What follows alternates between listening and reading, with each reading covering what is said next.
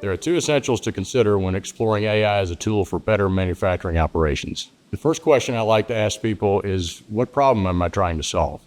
Just like in any other application of technology, it better point directly back to some tangible business improvement. Getting to the root of the problem will help you determine what solutions you really need.